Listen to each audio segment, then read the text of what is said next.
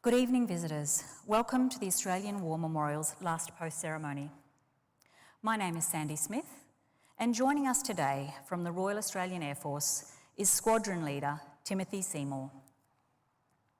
We warmly welcome the family of Private Herbert John Blum and Corporal James Henry Blum, whose story will be told shortly.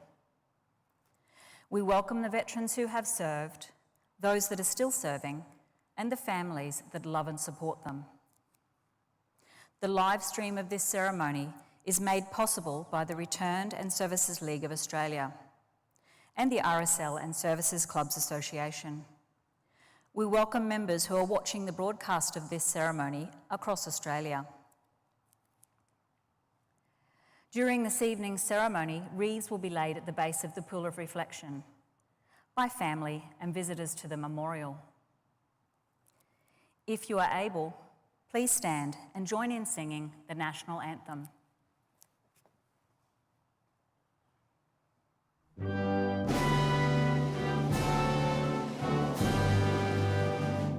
Australians, oh, let us rejoice, for we are one and free.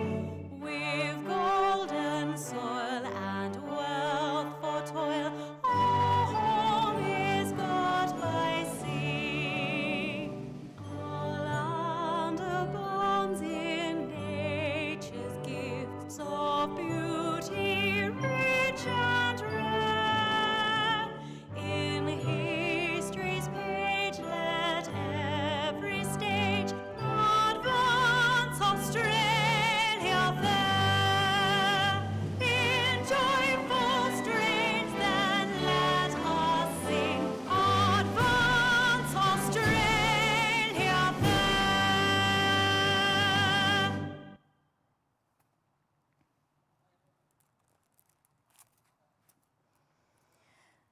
The Australian War Memorial was the vision of Charles Bean, Australia's First World War official historian. Bean landed with the Australian troops on Gallipoli and stayed with them at the front through to the end of the war. The idea of this national memorial and museum came to him at Pozières, France, in the depths of the bloody fighting of 1916. Bean's idea was that this would be a place where families and friends could mourn loved ones buried in faraway places. It would also be a place that could help all Australians understand what these men and women had endured and what they had done for us. Bean's vision, to which we remain true, is best expressed as inscribed in the entrance to the memorial's galleries.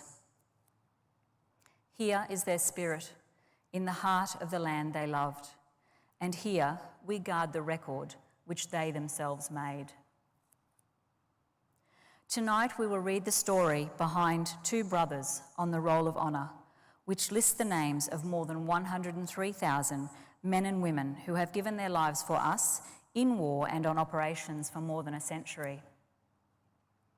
But first we present a lament, Flowers of the Forest. Wreaths or floral tributes will now be laid at the base of the Pool of Reflection.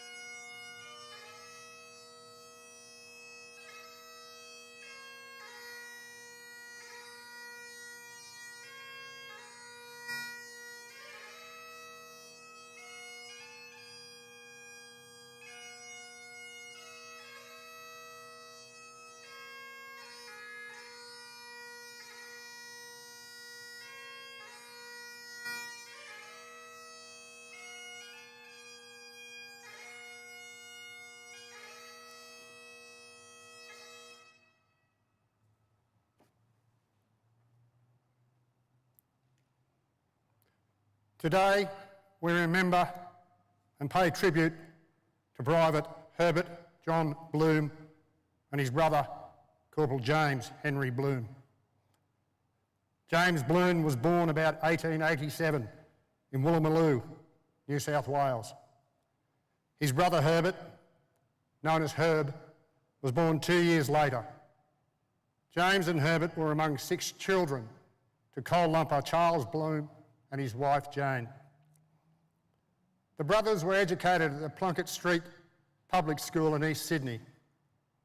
When the First World War broke out in 1914, James was employed as a clerk in Sydney, whilst Herbert was working as a boundary rider near Liverpool.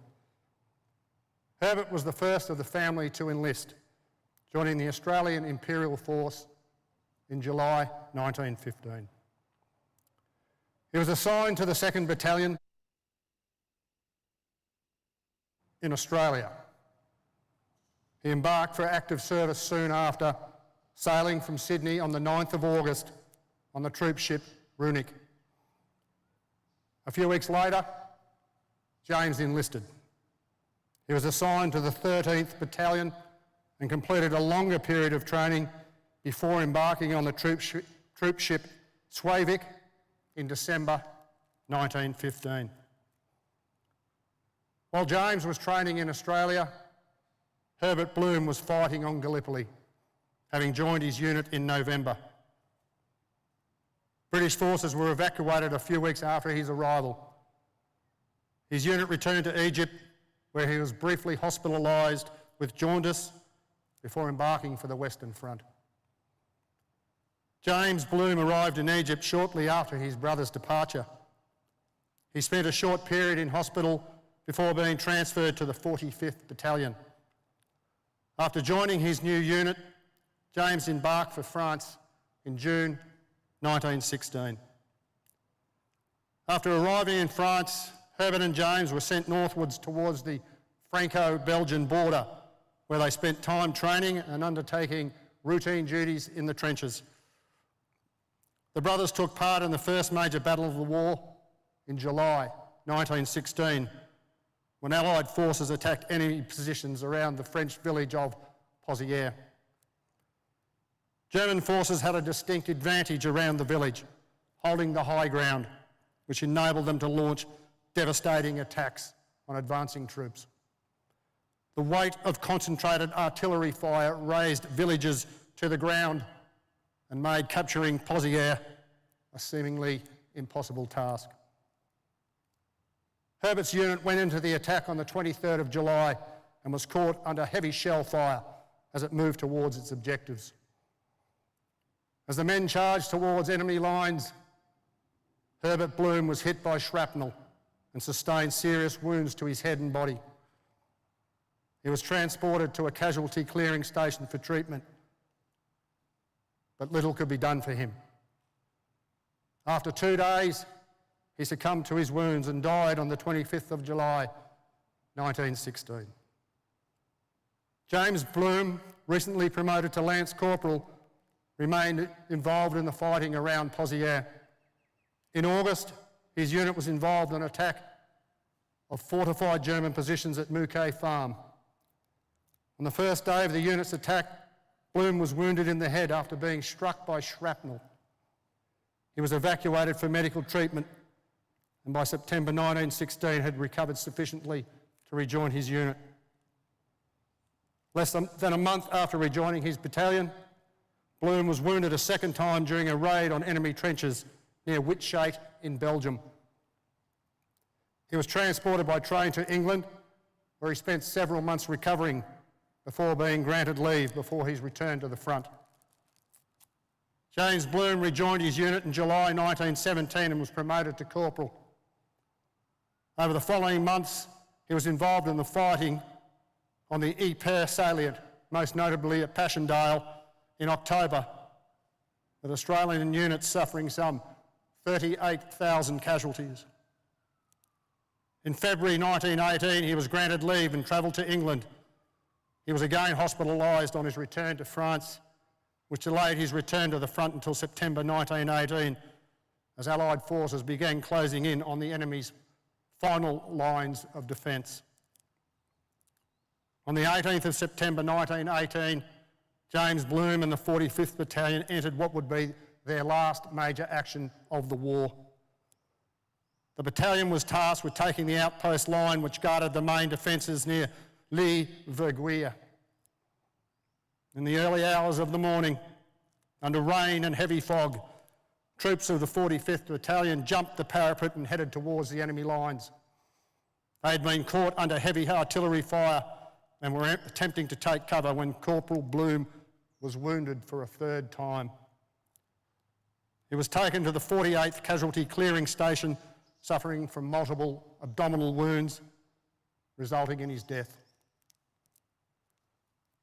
Today, Herbert Blum's remains lie buried in Pushvilliers British ceremony beneath the words, "Sweet thoughts shall ever linger round our noble brother's grave." James Blum is buried at the British Cemetery beneath the epitaph, "Mourned and loved by all who knew him, our noble brother Jim." Their names are listed on the roll of honour on my right, among almost 62,000 Australians who died while serving in the First World War. Photographs of their headstones are displayed today by the Pool of Reflection. This is but one of many stories of service and sacrifice told here at the Australian War Memorial. We now remember Private Herbert John Blum and Corporal James Henry Blum, who gave their lives for us, for our freedoms, and in the hope of a better world.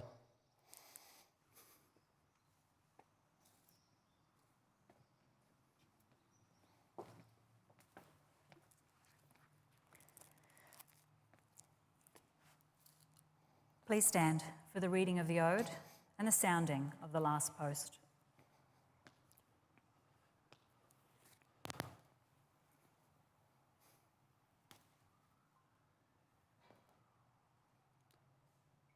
They shall grow not old, as we that are left grow old. Age shall not weary them, nor the years condemn. With the going down of the sun, and in the morning, we will remember them. We will remember them.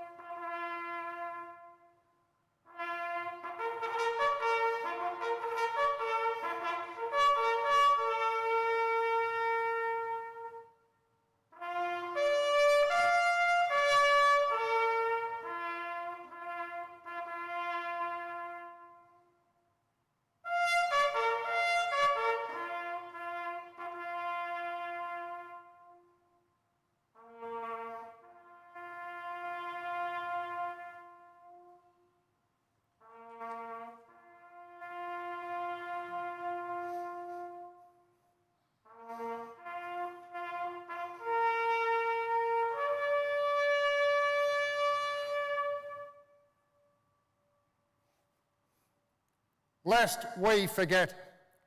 Lest we forget.